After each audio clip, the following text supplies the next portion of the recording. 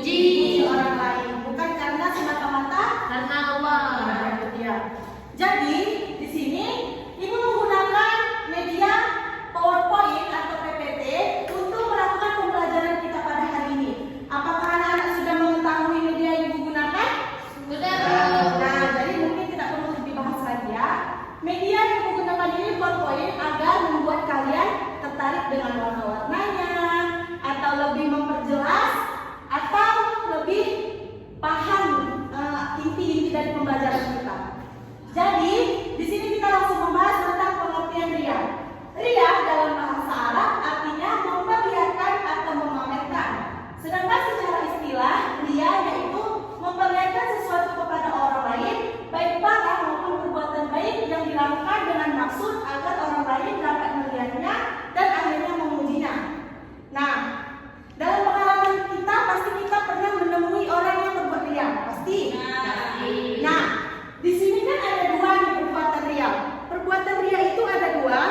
Yang pertama, ada ria jali, yaitu melakukan ibadah atau kebaikan yang sengaja untuk terlihat wah atau agar dipuji orang lain, bukan hanya semata-mata karena Allah.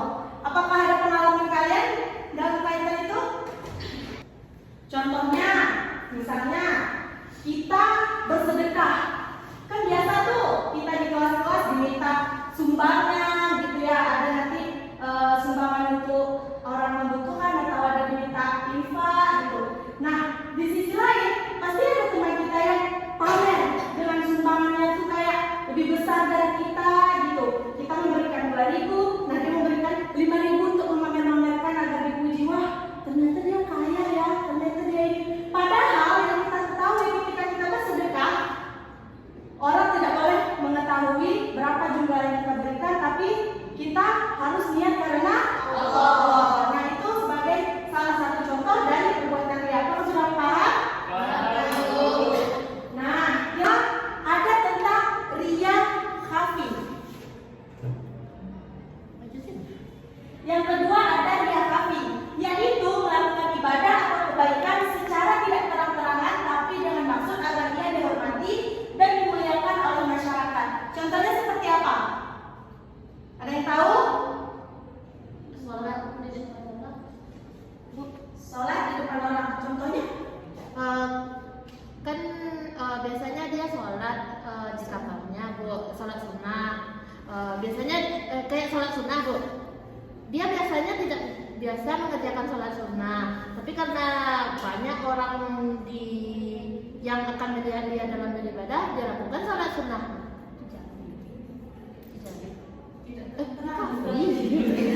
Termasuk ria jali. Jadi contohnya seperti ini anak-anak. Misalnya nih, dia itu melakukan semata-mata hanya karena Allah, tidak ingin dilihat orang lain. Kebalikan dari ria jali tadi. Jadi contohnya seperti ini. Ada tuh orang sholat Jumat memberikan infak, tetapi dia tidak disebutkan namanya. Nah, kenapa dia tidak disebutkan? Karena dia tidak mau termasuk kepada ria jali tersebut. Contohnya misalnya sumbangan dengan jumlah 2 juta atas nama hamba Allah. Nah, pasti kalian pernah dengar kan? Nah, itu termasuk kepada ria khafi. Tentang nifak, apakah sudah ada yang mengetahui apa itu nifak? Belum. Nah,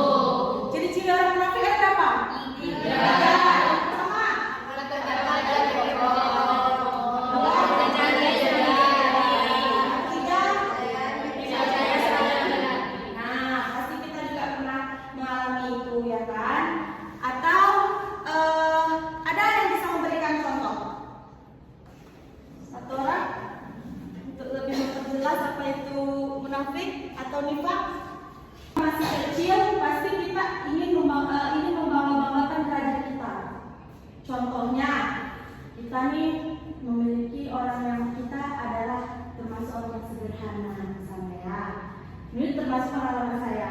Tapi kita bercerita kepada orang lain seolah-olah kita itu paling wah gitu, ngerti?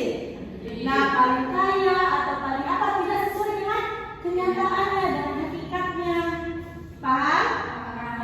Nah, itu yang dimaksud dengan nifaq. Tapi di sini juga ada pembagiannya, yaitu ada nifaq i'tiqadi dan nifaq amali. Nifaq i'tiqadi ini suatu bentuk perbuatan yang menyatakan dirinya beriman kepada Allah Subhanahu wa taala, sedangkan dalam hatinya tidak ada keimanan sama sekali. Orang-orang yang bikin konten itu loh, cuma itu memenuhi viewersnya. Nah, itu yang lagi zamannya sekarang ya, seperti orang itu seolah-olah postingannya itu Masya Allah, ceramah-ceramah ya kan, tapi aslinya apa yang dia sampaikan kepada orang itu tidak dilakukannya. Nah, itu yang dimaksud dengan nifaq i'tiqadi. Berbalik belakang dengan nifaq amali, yaitu kemunafikan berupa pengingkaran atas kebenaran dalam bentuk perbuatan. Contohnya,